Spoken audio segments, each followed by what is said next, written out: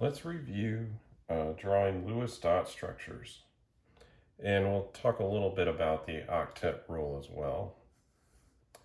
So when we're drawing Lewis dot structures, you only consider the valence electrons.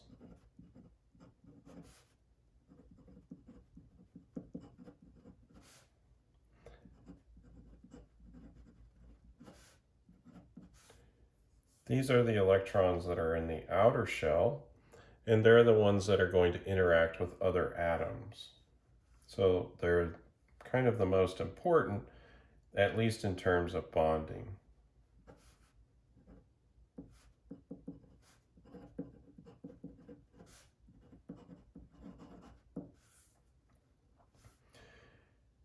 And we represent bonds by lines.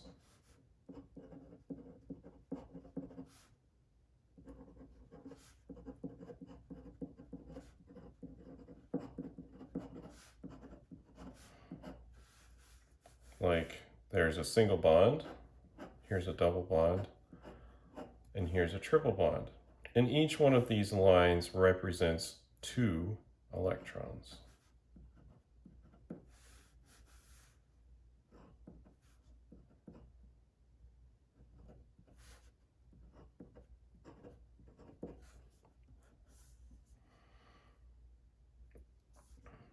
We also draw lone pairs.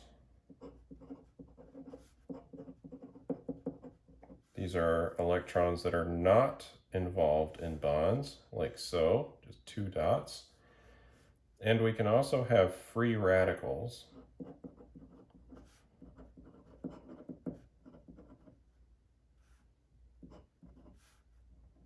Which would be an unpaired electron. So let's draw a few examples of some Lewis dot structures. Let's go with methane first. We have a carbon and there's 4 hydrogens bound to it.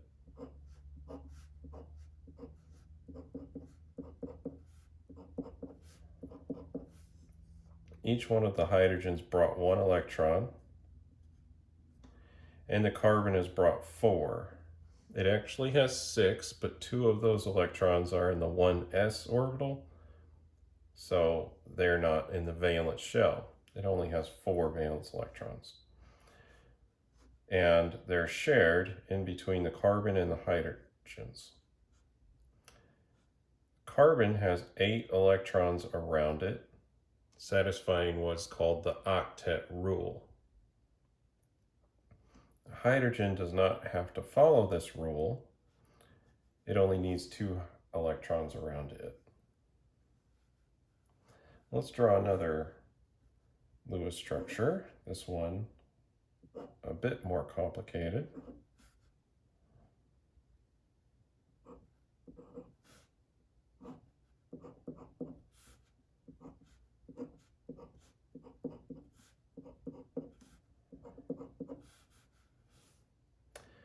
Now we don't have all of the electrons here. We need another one for carbon. This carbon, that carbon's fine. It has all of its octet, and it also has the correct number of electrons on it. And we're also missing some electrons from this oxygen. So if we put a double bond to the oxygen and then put a couple of electrons on it, it will have 1, 2, 3, 4, 5, 6 from the oxygen. And then here's carbon's 4, 1, 2, 3, 4. And so everything that's supposed to have an octet has 1, and we have the right number of electrons on the structure.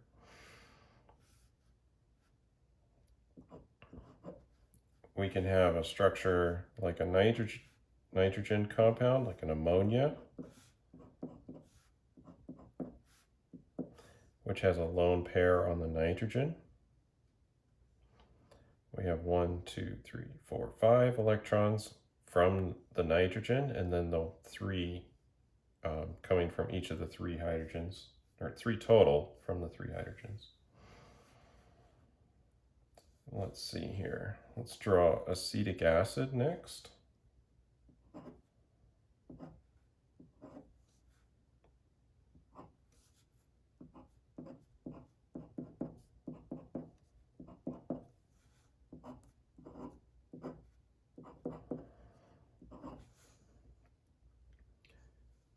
Here we'll have 2 lone pairs on this oxygen, 2 on this one, and we need the other bond.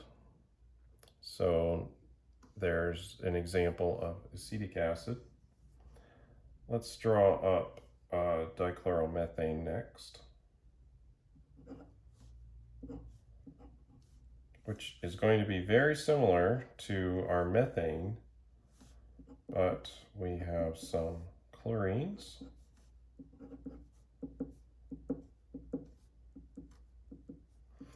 Chlorines have 7 valence electrons, 1, 2, 3, 4, 5, 6, 7. And so carbon has brought 1, that completes the octet there. And there's 2, 4, 6, and 8, completing the octet for carbon. Now I should mention that the octet rule is really just for carbon, oxygen, nitrogen, some of those elements. Because if we draw the structure for thionyl chloride,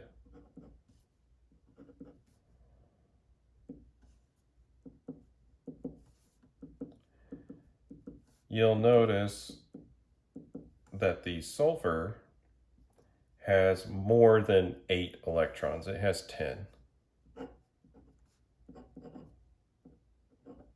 in this structure. Now we could instead draw it like this.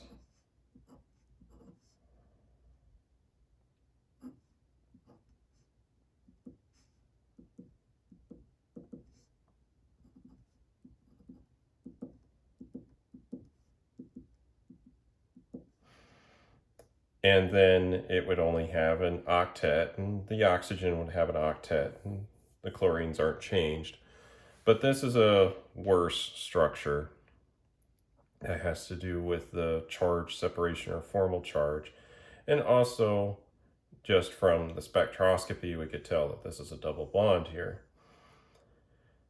But if we look at this, we can count up 1, 2, 3, 4, 5, 6, 7. So oxygen now has 7 electrons directly around it. You kind of divide these bonds in half and assign it. And 7 is 1 more than it started with. So this would be a -1 charge up here on the oxygen. And the sulfur had 6, but now it only has 5. 1, 2, 3, 4, 5.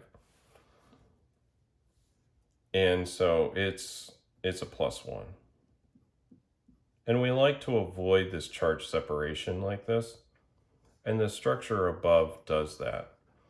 Oxygen up here has 6, and it started with 6, and the sulfur also has 6. 1, 2, 3, 4, 5, 6. So this is a better structure. And that can happen for the third row elements, the ones that have 3p, those kinds of things. You can also have elements that have less than the octet, and boron is one of those that tends to do that. And so here's boron trifluoride, and you'll notice that the boron only has 6 electrons. These are the kinds of Lewis structures that you're most likely to encounter in organic chemistry. You'll see some sulfurs and some phosphorus and some other things like that. And some of those structures may contain more than 8 electrons around that central atom or around that sulfur. You will not see more than 8 electrons around carbon or oxygen or nitrogen or um, things like fluorine, those are not allowed to have more. So that's a little bit about Lewis structures, and we'll see you in the next video where I talk about how to do this quickly.